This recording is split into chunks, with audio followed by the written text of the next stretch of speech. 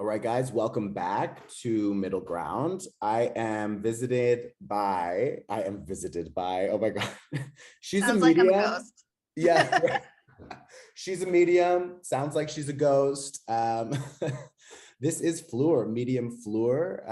I met her in Lisbon actually through like a random person on the street who pulled me over and was like, I know you. I didn't know who they were, but they're like, I know you. And I think you will like my friend, so you two should connect. And we were like that happens sometimes. And I'm like, yeah, sure. And then I did meet Fleur and I was like, oh, this is great. So yeah, she's a fellow Gemini, a medium. She's worked with celebs. She's a writer. Yeah, I'm going to let her introduce herself, but here she Cheers. is, folks. Hi, thank you so much for having me, first of all. And I love the way we met. That's my friend Kevin. Shout out to Kevin.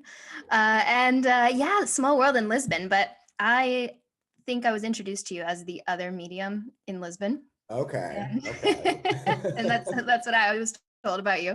They're like, there's this other psychic, but that is what I do. I'm a psychic medium. I've just written a book called Moving Beyond, and I teach, I lecture. Really, ultimately, my goal is to be a spark for people that helps them find their own spiritual truth and their own abilities.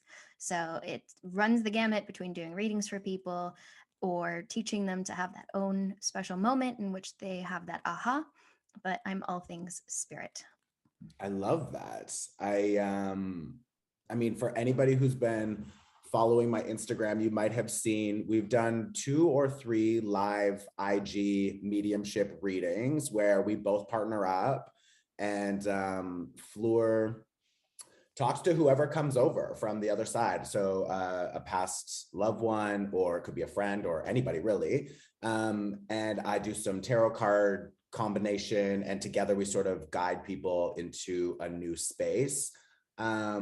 Which I've been told by one of the other mediums that I work really closely with on like a more personal level, like she does sort of work on me.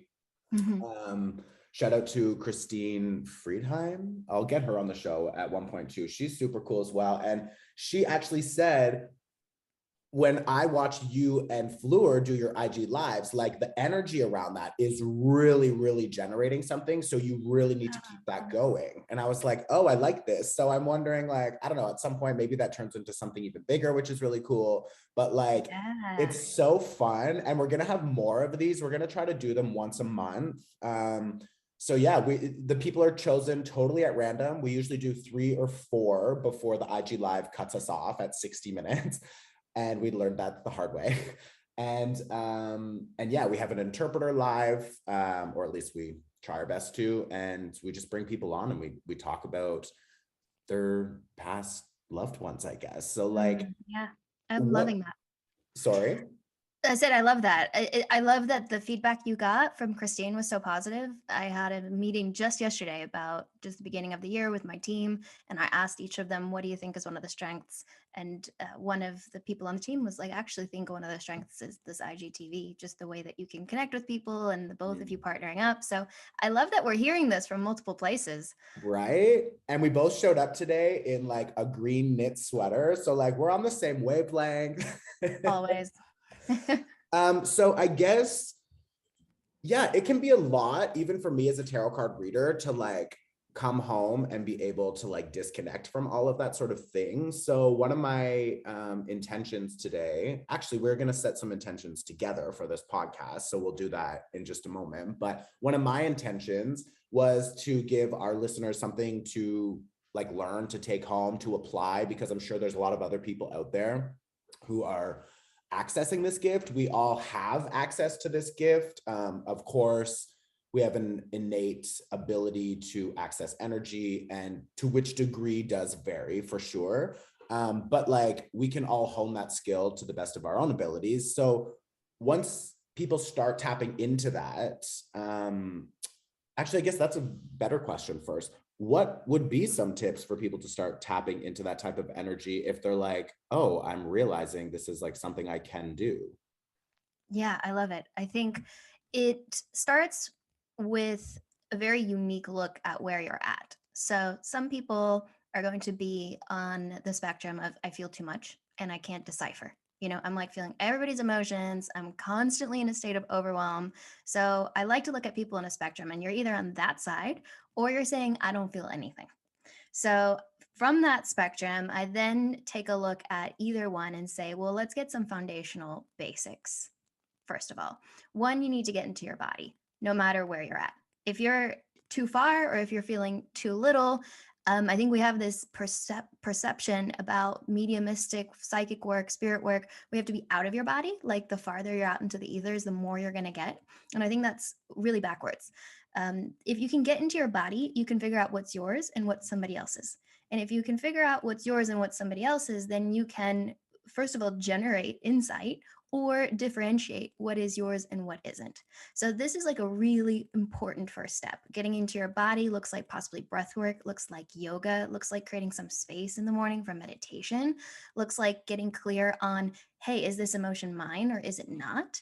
It's just creating space. But that's really, no matter where you're starting from, is you getting into your body and recognizing, if you're wanting to get spiritual information, you also need to be here. It's a merging, it's a union. You can't be like way out there hoping you're going to get information that actually makes sense so that you can boil down to. Yeah, it's hard to even ground into it or to make sense of it if you're constantly like floating, which is a very like Pisces vibe almost. No offense to my beloved Pisces, but like they're so able to like just fly up there, and then you can get lost and you live in that fantasy, or it becomes illusion or confusion. So yeah, bringing it back into the body is definitely a huge factor. It's funny because I feel like as soon as you started talking, I was like, oh fuck, like she's talking about me right now. Like I could feel that because I am that spectrum, or I am that side of the spectrum that is like, I'm so much air and there's so much energy around me, which is now bringing me back to that initial question that I was going to ask before I switched it over. Like, how do we shut that off? Like, and I guess you kind of already answered that with the breath work, with the yoga, with taking more time to meditate in the morning. I know journaling helps, dance helps, like just moving the body, like you're saying, getting into the body. But like, sometimes for me, I have this pyrite crystal that is, it's like a small fool's gold look. I'm just going to kind of describe it for my listeners. It's right across the room. It's made up of like maybe 50 or 60 little cubes, and they kind of dip in the middle, and then the cluster builds up on either side. And I will visually put myself like deep down in the center of that in my mind.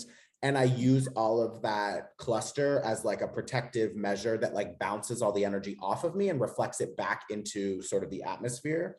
So that visually allows me to like center more and calm down more, and then kind of connect with myself and figure out what is mine versus what is others. Because I for sure have a huge problem with like being so far on that end of the spectrum that I'm like, I feel everything. I'm overwhelmed all the time. My nervous system is like constantly activated. And as a Gemini, we're ruled by the nervous system. We're ruled by thought. You too are a Gemini, so you must go through this. So like, what do you do and what can people do to like disconnect from that? Is it visual? Is it just the breath work? Or like, do you have a method that you use to like literally unplug and to shut it off when you're like, okay, I'm fucking over it. It's 10 p.m. I want to lay down. Well, it's exactly like you. Whether it's because I'm a Gemini or just super sensitive, who knows? But I remember having this moment when I was about 20, 21. I'm sitting in a restaurant, and it was almost as if I was above my body, listening to myself talk and go, like, what am I talking about? Almost so disassociated because I just couldn't handle that amount of chaos anymore. And from that perspective, like looking back, I think, oh my gosh, I've come so far, because that really isn't a problem anymore. But it's a daily ritual of me saying, what do I need today to ground? One of the things I like to tell students, especially in the beginning, is make a list for yourself of what works for you. Is it walking the dog? Is it dancing to music, just putting on a track? Is it journaling? Is it taking a shower? Is it putting your feet in the grass? Is it visualizing this crystal? Whatever it is, write them all on slips of paper, put them in an actual physical little box. And then when you're having that moment, you don't want to spend your energy thinking about what you're going to do. You're going to just reach in that box, pull out a thing, and you're going to do it no matter what. And that's going Love to that. overcome that, that like kind of resistance that we have in that moment when we know we should be doing something, but we don't know what we should be doing because we're already so disassociated. So having the physical toolbox, like an actual toolbox to just physically reach in, pull it out. For me, my number one thing that grounds me is salsa dancing. It's so physically embodied, right? It's just so here and now. But what also works for me is walking the dog. What also works for me is just cooking a meal. These are just super normal, here and now, present time kind of things. One other thing I want to say about this is get clear on what your beliefs are around you being super open. So I think so important to realize all beliefs can be limiting beliefs. When we think about, well, I'm always so open, or I'm always receiving information about other people, or I'm never able to ground, get really clear on what belief patterns you've got, and then see if those are true for you, because they're not. You can change that. You can change that. Yeah, no, absolutely. And it's so funny that you said that, because when I was saying it out loud, I already was like, that's not true. Why are you saying that? And why would you present information to a bunch of listeners saying, I'm always, or I'm never, or I'm stuck, or because like those are words that you just don't use, because energy is fluid. So there's no way that you're always or never. It just isn't Right. true. But it's such a good example because I get into that space too. And so I love that you said it, because it shows like we who have done tons of work already, you're way down the line in terms of workshops and things and meditations and all the things you've done. We still run into this. Yeah. We all have limiting beliefs all the time. It's just like a constant reinforcing, and you have to do such hard work to get out of it. Absolutely. And I think too, I really love this box idea with the slips of paper with like different ways to get out of your head, or to move the body or whatever. So I'm definitely going to set up my own little box, my little Pandora's box. But I was thinking my issue, that is not a limiting issue, but something I'm working through currently is just fucking doing it. It's like, it's so annoying that I know what I should be doing and I don't just fucking do it. And it's like, again, it comes down to either conditioning, self-limiting beliefs, subconscious programming. Maybe I don't really believe that I deserve to rest, or that I deserve to be out of my mind, or that I deserve to stop worrying about work or other people or whatever, because for so long that has been my constant programming. So as you were saying that, I was thinking about, oh, but like some of these people know what they're supposed to do, but they just don't want to fucking do it, or they want to, but they just don't do it. And then I started seeing myself in that equation. And what sort of came through with all of that thought process, such a Gemini, my thought on a thought on a thought. But what came here for through, it. I work the same way. right? It's crazy. What came through was like making that time in the morning, that like 10 minutes or 15 minutes to listen or read or write out the like same affirmations. Like literally, if you can do that for a 30-day span, then you're going to, like scientifically proven, start to rewire the like neural pathways in your brain. Yeah. So I think for people who are struggling like me, and for myself, to get into like, okay, I'm going to listen to the same 5-minute recording every morning and every night for 30 days. And in that recording, you can say things like, I can disconnect from these energies. I can slow myself down. I don't need to worry. Or when I am feeling stressed, I'm going to reach in my box and pull out a piece of paper. And then the more present it is in your daily practice, it starts to lock in, and then it becomes an energetic form in your body. And then you begin to manifest it easier by carrying out the actions. So like, yeah, for anybody else who's struggling with that, that's what I'm going to try to do. And I want to just add one little thing to this that came to mind as you were talking. I am a big fan of BJ Fogg. He's a social scientist. He's a lecturer. He's written a book called Tiny Habits, and he does a lot of science work, research around science work, research. He does research um, around how we create habits. And his concept, which is so good, is we actually have tons of habits throughout our day already. So maybe your habit is you make a cup of coffee first thing in the morning every morning, or you take the dog out. And he says to link a habit to the habit that you already have. It's the easier Oh, way. Yeah. So, interesting. for example, you could be making a cup of coffee, and in the moment you make a cup of coffee, you say, all right, when I make a cup of coffee from this moment on, I'm going to go to my box and I'm going to pick out a slip. That will link that habit for you in a way that is much easier for the brain to sync than if you're like, I'm going to create a new habit out of nowhere. Yeah, and it makes So, sense yeah, because it good. also, to some degree, will keep you in that safe zone of the comfort that the habit provides. And then by piggybacking something else that's more helpful onto the habit, you're going to be able to eventually transition into removing the first habit or just integrating the healthier habit alongside your older one. I wouldn't necessarily try to link something to like smoking or like drinking, but like, Right. yeah, unless Yeah. you're going to try to phase out of that. But like, definitely while you make a tea every morning, now you open your box, or now you Yes. listen to your affirmations while you're cooking, you know, your breakfast or like whatever. Like that to me makes sense, especially if it's a healthy habit anyways. Like, yeah, that would be something to piggyback And on. he has a funny example where he says, the first thing he would do in the mornings is go use the bathroom. And he linked 10 push-ups to that. So after he uses the bathroom, every day he does 10 push-ups and like links this new. So it could just honestly, it could be anything, Love that. Just don't do push-ups while doing the No, bathroom stuff, because like that's gonna be messy for sure. pretty messy. Um, Don't do it. okay, so two things. I just wanted to do a quick shout out to Phoebe because we talked about the wiener dog. So, oh my Yes. God, y'all need to meet Phoebe. She's not supposed to be on the couch, but like she does love hopping up on the couch with me. So um, I was just on vacation for a little bit, and she went to go. My little girl wins over everybody. It's the sweetest. But she went to this daycare, and the woman literally cried when she had to give Phoebe back, and then has texted me for the last 3 days saying that she misses her so much.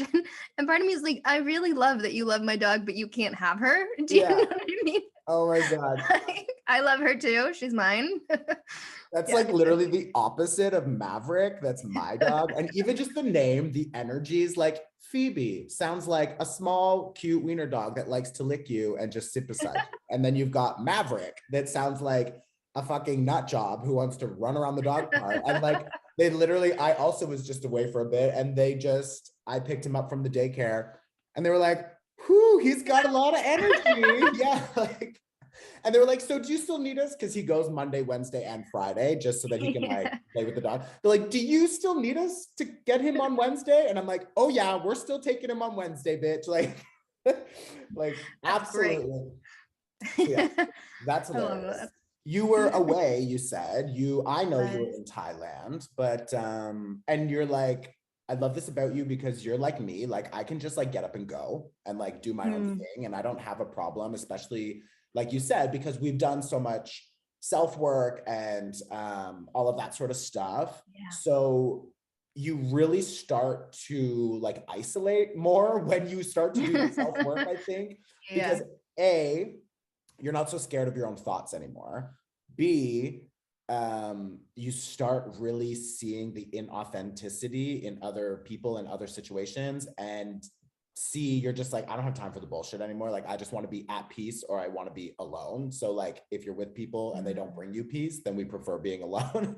That being said, I know you're also adventurous and you like to Mhm. explore on your own and do those types of things. So you were in Thailand by yourself, backpacking, correct? Like, I how did that was. go?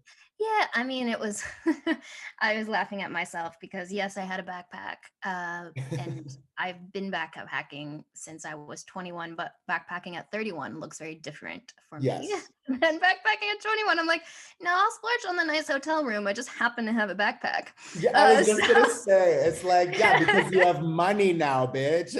I was like, this is not really backpacking anymore. I think it's just an easier way to carry my shit. Yeah. So I was quote unquote backpacking, but I go on my own every once in a while for a lot of reasons. One, it gives me time, as you said, for real reflection. I think there is something uncomfortable about being with yourself for long stretches of time that I find very rewarding. So I can really take a look at what are these thought patterns I've got, where is my nervous system kind of being hijacked that I can cover up in a day to day because I'm just so busy, right? So these little things that you don't pay attention to when you're really in a schedule, and it's such a privilege to be able to take some time and just watch what my body does and what my nervous system does. But on the flip side of it, I also love traveling solo because the people I meet would be people I would never meet when you're in a group of travelers or with Oh, a buddy, you know? true. So it gives me like a really fascinating experience in which I'm constantly meeting people while I travel. It's not like I'm really alone for really that long. And they're just individuals that I I just, yeah, I don't know. I love it. It's like it gives me an opportunity to say and really look in real time, who am I attracting into my life right now? Um, on a very like quick level, right? Because you meet new people every day. True. True, and And that's such a good reflection of like our current vibration, yeah. and not necessarily like the entirety of your vibration, because I feel like this confuses people a lot. But who are you attracting in those moments, and like what vibration do they carry that you are either recognizing you no longer resonate with, so you've grown Hmm. and you're sort of eliminating that last part, or you're like, oh, I'm really attracted to this still, but I can recognize this is not good for me, so I need to figure out why I'm attracted to this. So like, yeah, Yeah. that whole real time solo like energetic magnetic attraction thing is like definitely a fucking vibe. And for anybody listening, like if you do travel solo, or you do want to even just go out a couple nights by yourself or walk around town and see who comes your way, just like literally sit down, set the Yeah. intention for your guides to bring forward those mirrors and those reflective compasses, and they'll show up. Yeah. but yeah, sorry, Yeah. go on. Absolutely. No, all of that. And it gives me an opportunity to dream. I feel like the last 2, 3 years I've been very busy in great ways, always a to-do list, always a sense of like this is coming up next. And I really want to be able to take a step back and see the larger picture. And I think when you travel on your own, you can make the space and time for that. So yeah, if anyone's out there like, oh, I don't know, can I not do it by myself? It's scary. I love it. I know it's not for everyone, but I think it's just such a gift to give yourself. No, I would completely agree. And it's definitely, it gets more comfortable as you do it more often. So like Yes. even and it doesn't always need to be like travel if somebody's feeling like nervous about that, but just like taking a day trip Sure. or like an Yeah. overnight trip to like, the next town over, and you're in a new space and Hmm. you're not on your computer, you're not on your phone, you're not watching TV, like you're really sitting there and just observing yourself. And I think that like for me, for example, for the longest time I did this, and I still have friends that are, around my age. I'm turning 33 in June, which sounds closer than it is. I don't know why I didn't just say 32. I'm 32. Um, and 32 and a half. yeah, right. Literally, oh my God, 32 and a half.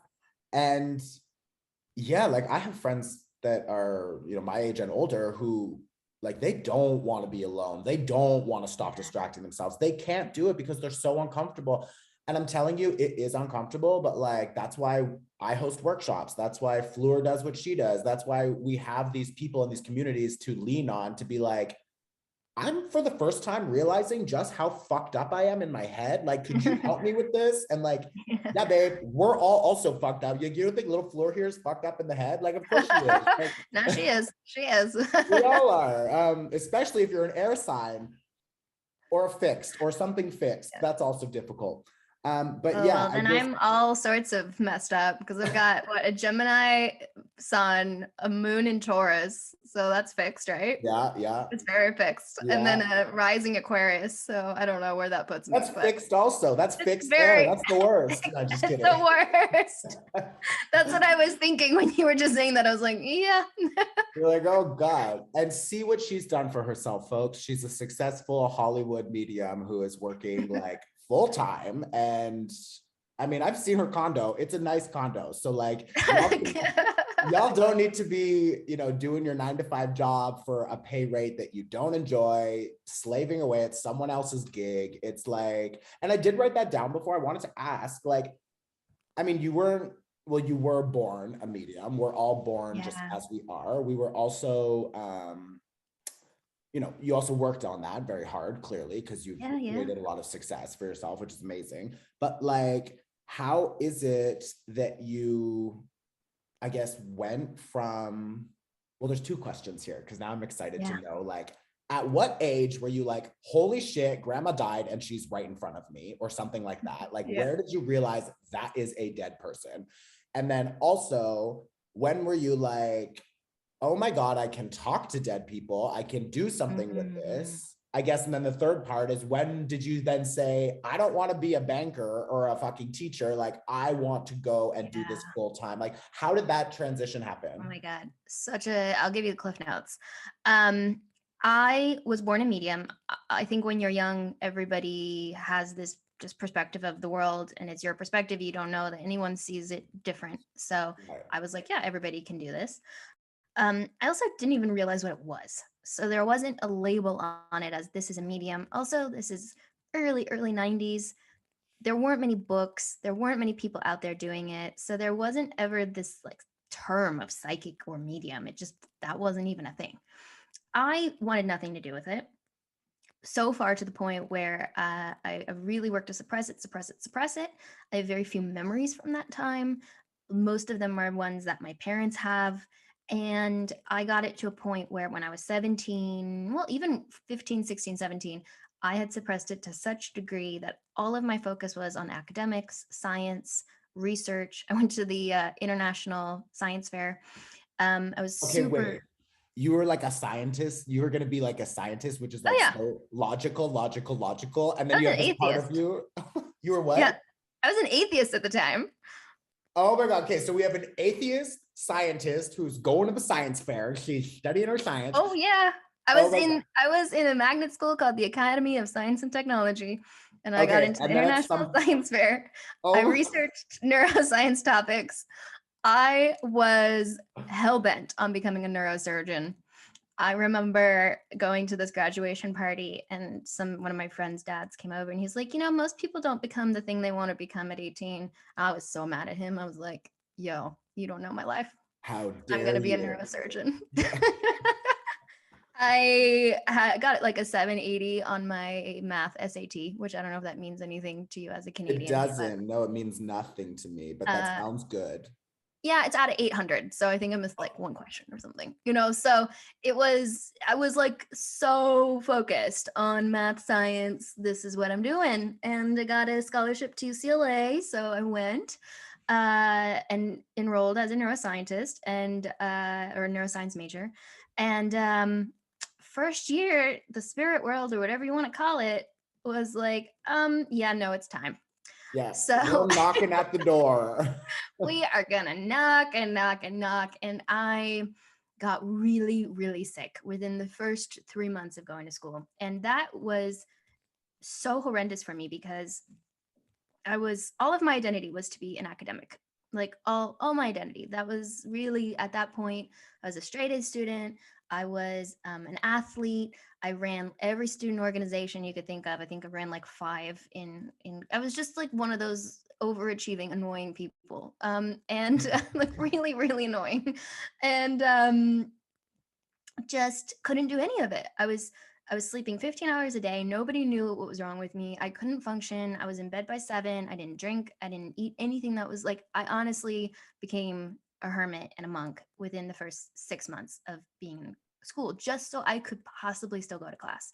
Couldn't remember anything. It was awful. They tested all the things you could possibly think of. Nothing was working. I ended up taking 6 months off school, took a leave of absence. And my identity was just like crashing and burning, because now I'm what, like, am I even in college anymore? Right. So, And like as somebody with a Aquarius rising and a Taurus moon, which is like so emotionally and mentally fixed oh into yeah. like, this is who I am. Like, I cannot imagine even like truly like the pain of losing that identity would just be so like, you must have grown up so much through that process at such an accelerated degree to watch like Yeah. literally everything you've ever known crumble before you. And like, you would just feel, you would have At like an 18. identity crisis. Yeah, and my body changed completely. I think I gained 40 pounds in a month, without My eating like God. at all. Like, so all of, like, I didn't look the same. I didn't have the same body. I couldn't do sports. I couldn't do academics. I was like every part of my identity just crashing and burning around me. And my poor parents didn't know what to do. So after all these specialists, blah blah blah, my dad, very logical engineer, said, you were super strange as a kid. I really want you to go see somebody like a medium or somebody like a psychic. Like, maybe they can give some answers. You never know. And I Oh. was like, eye roll.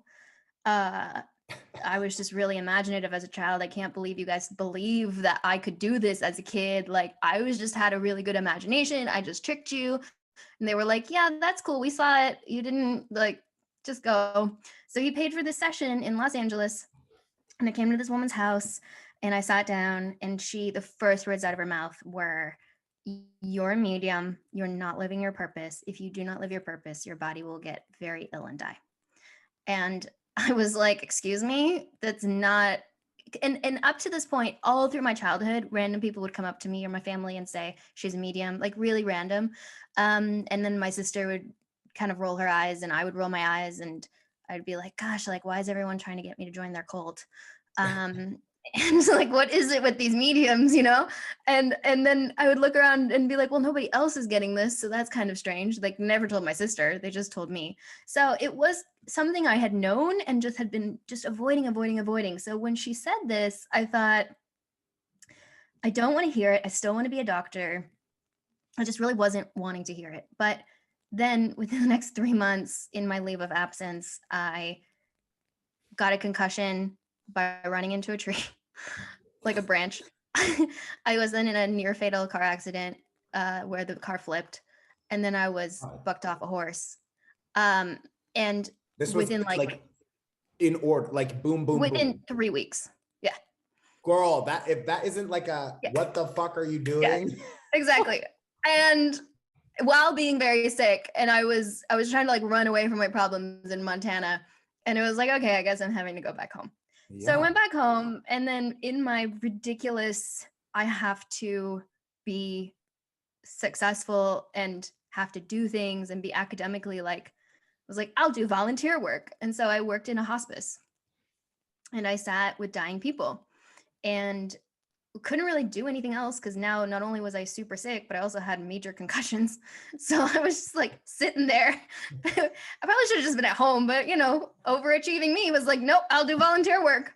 So so I just sat next to these dying people who were so special, and meditated and sat, and it was kind of me saying like, okay, I give up. Like, I can't keep going. I'm so tired. I give up. And it was a 180 because I started reading every book about psychic mediumship work.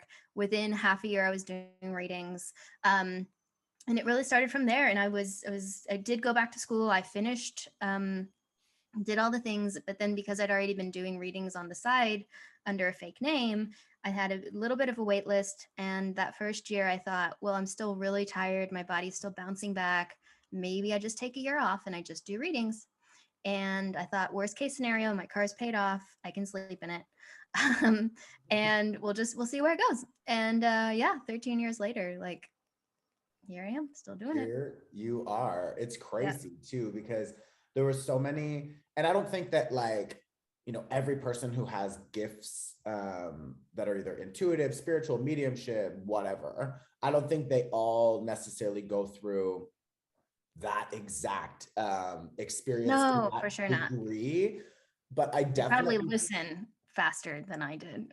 right? And that's what I was thinking, like maybe that's a Gemini thing, because I also went through a whole, like I used to see dead people as a child in my house. I would see ghosts and spirits, and we would hear things. And like literally, I like ran through a person once when I was like 6. I remember that. I was like freaking out. I didn't know what to do with it. And then, yeah, you kind of shut it down. And then in those moments, or you'd say like there was somebody in the hallway, and everyone's like, no, there isn't, shut up. Like we live in such a logic-based world that people want to say no, and then we don't trust ourselves, and then we don't allow that to expand, and we don't know what to do with it. We don't have access to resources or other people. At this point, there wasn't even like the internet when I was a kid. So it's like, yeah, there was nothing. So I do, like you, I shut that down. And I always used to have all of these people coming up to me and being like, you're going to be like a leader, or you're going to be like a lot of people used to be like, you're going to be a star. And I was like, what the fuck are you talking about? Like, I have no idea where this is going. And like, I would always get that sort of, I got that like 4 or 5 times in like psychic readings and stuff like that from other people. And this was back when I was just like kind of playing around with the idea of like, oh, you know, psychics are cool, like whatever. And then I never listened. And eventually it turned into, yeah, like I was drinking, doing drugs. I was like spiraling. My body was falling apart. And I went and talked to somebody who basically said the same thing. They were like, you are so living outside of your purpose right now that like, if you don't stop what you're doing and figure this out, you're literally going to die. And I've had multiple people, even in more recent years, say like, thank God you switched into moving on the path you're supposed to be on, because like they would have taken you out. Like you would have died because you were just a waste of energy, because you weren't doing what you were meant to be doing. So it's like, I don't think that, you know, everybody's always going to have these strangers being like, oh, you're going to do this and this and this. But if you look for it, and if you really listen to what people are saying, like you're going to hear those directions being pointed out where it's like, oh, you're really good at that, or you really have a gift. It's not always so loud for everybody, but it is there. And I think, again, if we can get into the and body. it could just be like an internal feeling of, I'm feeling like I'm not in the right place, or I'm pushing really hard on this dream I think I should be having, and it's not working. That could be it too. Totally. You know? Or like one of the things, for example, is because I got so sick, I was like, all right, well, I'll switch schools. I'll go back closer to home and I'll do it there. They lost my transcripts. I went to the board of committees. The board of committees was like, I'm really sorry, it's never happened before, but they voted to not even look at your stuff because we couldn't find your transcripts. It's never happened before. I'm like, what? So like I couldn't even transfer, like nothing was working. Do you know what I mean? Yeah. So it was just like this crazy, looking back, I'm pushing so hard to be a doctor and it's just not working. And you're like pushing so hard at that time to just be having fun and this other and it's just not working, you know? And I think you have to pay attention to where at some point can you find flow, where at some point can you find ease. And I see it with you. The minute you started doing this, it's not overnight, but I'm sure there was a part of you that's like, oh, I actually really like this. And like, now it's rolling. And I had the same, like I started doing readings. I remember sitting in lecture and I had a friend that I would practice readings on, and I'm doing like readings over Gmail with her over GChat, which was a thing back then. And I'm supposed to be paying attention to this like biology lecture in front of me, do you know? And like, I was like, okay, my priorities are shifting. Yeah. And I think allowing ourselves to have that shift of priorities and to give ourselves the allowance of like opening that like dam, so to speak, and letting the water start pouring through is going to be sort of the first domino that allows you to be like, oh my God, this is working. And like, I remember being an interpreter. I worked as a professional sign language interpreter in Toronto for like over a decade. I was bartending. I was like doing events. Like I was trying to do all these things while making music and creating my art and figuring myself out. And then I'm like, oh, these tarot cards are really interesting me. And like, now I'm constantly going to my own workshop. Like I was taking other people's workshops at the time. I was doing mentors and connecting with energy workers. And then I was like, okay, I'm just going to start doing like 2 readings a week and see where it goes. And then those 2 readings were enough of a response. And I was doing readings for like $10 for like the hour. I was like, oh yeah, for sure. I think my first right. ones were like $15.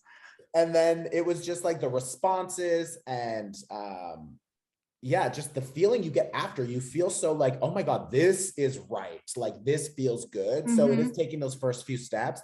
And then just, yeah, gradually adding more people and then word of mouth, and the universe starts bringing you these people as you open yourself up. And then it probably took me like a full year and a little bit to like really transition into doing tarot and energy work and workshops while I was still working part-time. So I was kind of doing both part-time. And then I went to travel and the pandemic happened and I took everything online, and then it just like literally in 6 months like exploded. So it's like you can really go from like, you know, 0 to 50 and then 50 to 120 very quickly. It's just like showing the universe and your guides and the people around you that like this is, you know, the new direction you're moving in and this is what you're open to. And yeah, I feel like are there people or like specific cases or like things that you really like working on, and are there things that you don't like working on? I want to get a couple more questions in because I know we both have to go in the next like 15 minutes. So what about like what's your preferred yes and no cases?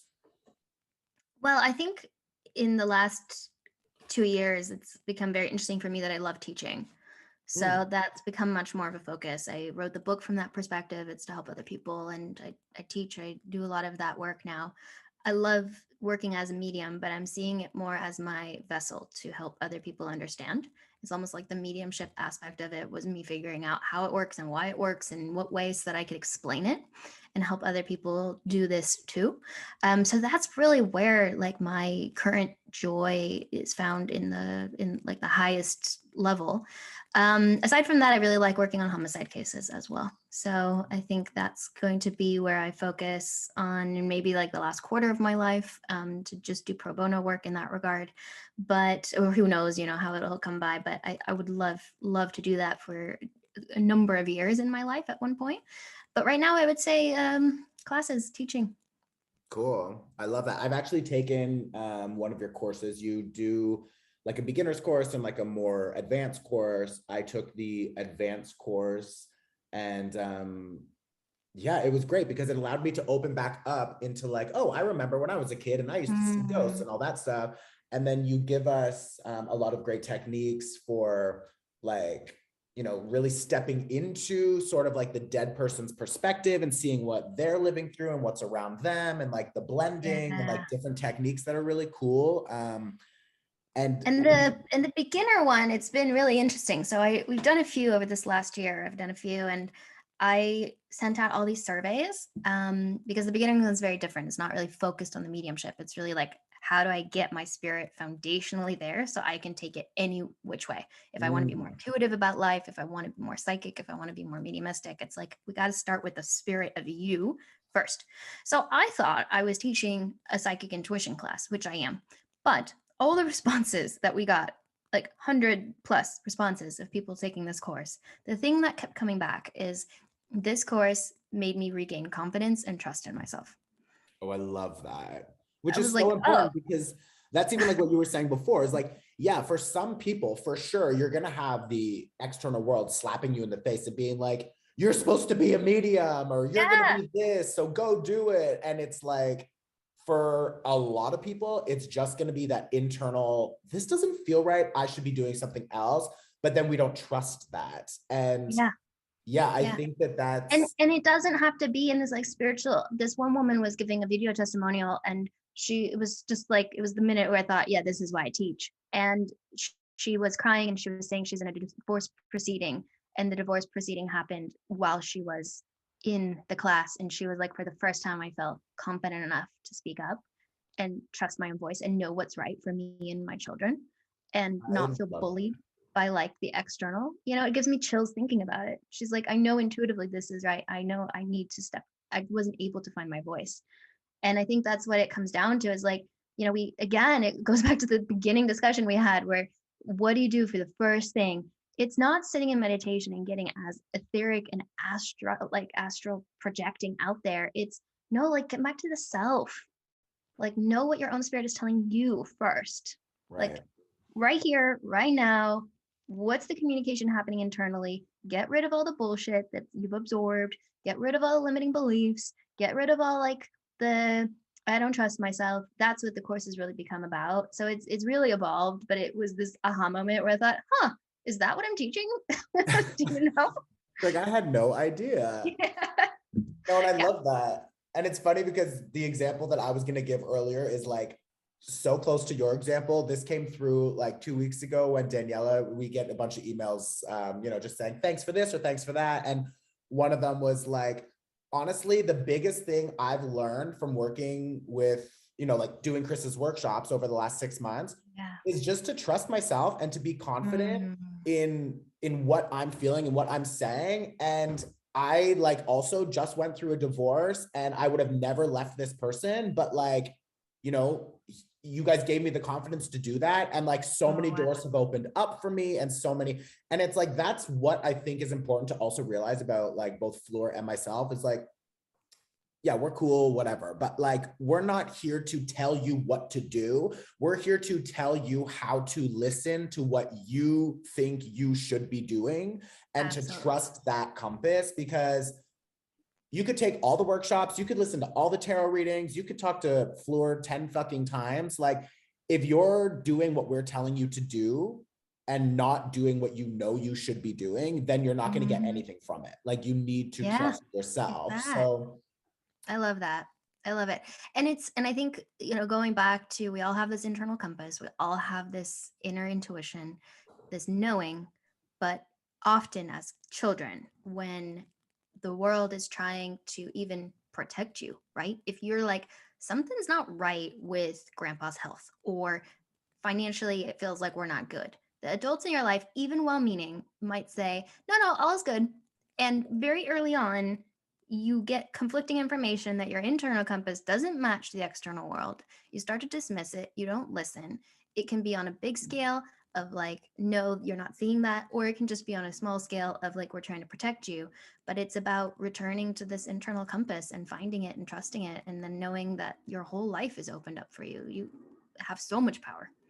yeah, and you really do. And the power that opens begins to channel so much energy, and then you can focus that into following just that internal compass of being like, oh, I want to be an artist, or I want to be a medium, or I want to be a teacher, or whatever it is. And I think that we also get so wrapped up based off of just society being like, well, where am I gonna end up with that? How much money am I gonna make? Am I gonna be financially secure? Like, these are all questions that my mom would ask me as like a loving mother, God bless her soul. She's also a Virgo, so she loves a process. And like, when I was moving to Europe, she was like, well, what about your couch? And I'm like, what the fuck do you mean about my couch? Like, I was like, the couch is gone. I'm selling the couch. And it's like, she's like, but you're not gonna have anything left. You're not gonna have anything to stick. I'm like, I know, but you got to just trust that. And then, yeah, if I said I was gonna be a tarot card reader, people are probably like, what the fuck are you talking about? But now we're like creating this huge company, and we're like opening healing spaces and hiring all these people. And it's like, I would have never seen that coming when I'm like, I want to read tarot cards for a living. You know what I mean? But like, you need to do just the next couple steps, and then the next few doors open. So like, don't get so in your fucking head. I got to tell you the funniest story about this. And I know we got to go soon, but my mom was also worried about me, I think, when I was first deciding to be a reader, and I must have been like 21, and I'm getting on a plane back to LA, and she's like, I just don't know if you can be financially safe with this, or she's like, I'm gonna ask for a sign. I was like, okay, fine. So I land at LAX and I look at my email, and it's this email from this woman who wants a reading, and she's quite well known, and she was living in Madonna's old house at the time. And so like the next day I go to Madonna's old house, and I'm just like having this moment where I like asked to use the bathroom, and I'm sitting in the bathroom being like, Madonna sat on this toilet. I was like, I think I'm gonna be fine, because my mom was like, that's the sign. Like, oh my God, like, because she was just asking like, is there gonna be financial abundance in this? Like, is this possible? But isn't that funny? Yeah, I love that. You're like, Mom, I just pooped where Madonna pooped. It's like, oh my God. I think I'm gonna be good.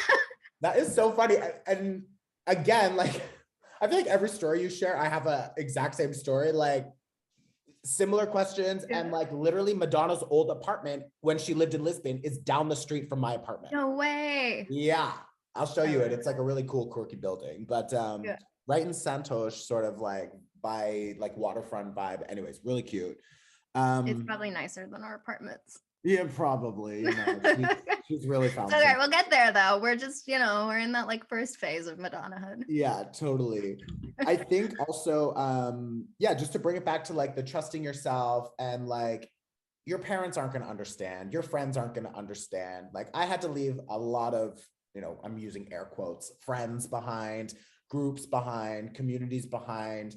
And a lot of people thought I was fucking crazy. And a lot of people were like, this guy's never going to fucking make it. Like, he doesn't know what he's doing. He's also like, who does tarot card readings on Instagram? Like, I literally had people commenting on my first couple readings, just being like, LOL. I'm like, whatever, dude. Now, like, LOL at you, bitch. You know what I mean? So it's just like, who fucking really cares what other people think or say or do? But bringing it back to trusting yourself and to sort of tie in some of Fleur's offerings, like her book is amazing for learning about that. I believe you also have like a journal sort of meditation thing to help track some of your process, which is really cool.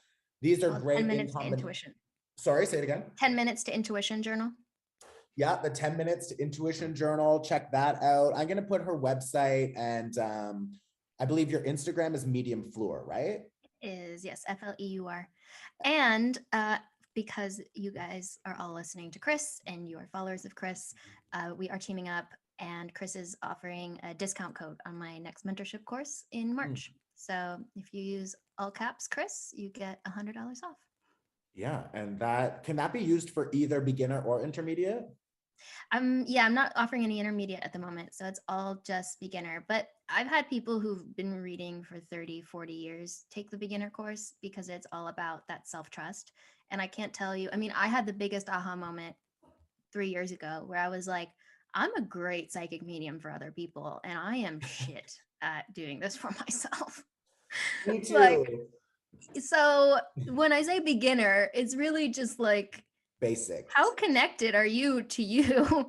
And so many of us are not. So yeah, I don't know if beginner is the right word. I think I might get rid of that one. Yeah, no, it's just kind of like a back to basics. It's like, or like a foundational, like learn better foundations, like call it fix the cracks or something, because like, I feel like I'm more inclined to take that one as well, because the first one I took, which was the second level, was really cool. And we partnered up with some like people who knew I was practicing to read, and like, the messages that were coming through, I was really like, oh my gosh, like I'm actually doing this. It was really cool. But the more I heard you sort of chatting about, just the techniques and stuff like that at the beginning of this podcast, I was like, yeah, like I'm good with the ethereal. I'm good with the like feeling everything. And I'm pretty good with deciphering it when I'm talking to other people. But as soon as it's like, what is mine? How do I shut it off? How do I find my own, body and foundation and navigate from that space? Like I'm a shit show. Like I'm all over the place. And I think I might actually, I might use my own discount code. Well, come on over. I think I just had a come to Jesus moment about 3.5 years ago and I've actually, leave it to you, Chris, for me to be like, this is the first time I've talked about this on a podcast. But I was just in a relationship that wasn't working. And it took me forever to make the decision that everyone saw I needed to make. And it was a come to Jesus moment for me because I thought, I'm a great psychic medium. And I somehow have lost all connection to my own intuition. And I put myself through a lot of practices. And that's really what the courses come out to be. It's how do you pull your energy back from other people? How do you get rid of limiting beliefs? How do you create this space of like, how do you ground? How do you embody? How do you get that compass back? And like, how do you know what's different from that your intuition is different from fear, from imagination, from wishful thinking, from anxiety? Like, how do you know the difference? How do you shift your energy from the moment you've got this intuitive question to when you want to get the answer? Because if you're stuck in the question, you can't get to the answer. So like all these kind of elementary things that, hilariously, I was working as a psychic medium for 10 years before I could figure that part out. No, and I get that. And I feel like listening to you say that, I'm like, That is literally me. Like I struggle with being like, is this my fear? Is this the fear of somebody around me? Is this collective fear that I'm picking up on, but I'm interpreting it as my own fear because those are the things that scare me. So for me to identify collective fear, I need to be shown my own fears. It like that comes down, like I have crazy fucking thoughts running through my head. And I only really, there's a few people in my life that when I'm with them, and one of them is like a lover that we were sort of talking about earlier, like when I'm with that person, I am so present and so in my body and in that physical experience that I'm not in my head. I'm not feeling all these things. But I swear to God, as soon as like he flies back home and I come back home and I'm in my own space, as soon as I walk into my house, I'm just like, there's so much energy. There's other people's guides. There's other people's, you know, everyone who wants the tarot card readings projecting onto me, trying to pull from me. Like I'm picking up all of this shit and I'm sitting here just being like, why is it in my own home I feel more activated than being, you know, here or there? So yeah, these are all good things that I think if I have those basics, I really think I am going to take your basic course, or not the basics, but the level 1. No, I think it's great. And it offers a community. So one of the things that we really emphasize now is once a week, there's a sharing circle. Cool. Where people get to just like say like, this is what I'm struggling with right now. And it's amazing to hear, just like we're talking right now, where you're like, oh, I'm not alone. You know, that's happening to you too. So there's so many aspects of this course that I'm so proud of. And I really think it offers this. And when you're speaking on that, I think a lot of people are going to be able to relate. And it is that moment when you're on your own where you have to take note and go, all right, maybe there's some internal work to be done. And then just getting the tools to keep doing it. Because even now, every time I teach the course, I do the things myself. I run through it again. It's like, it's not a, hey, let's fix you course. It's a, let's give you the tools so that you can keep going with this course because I keep doing them too. Right.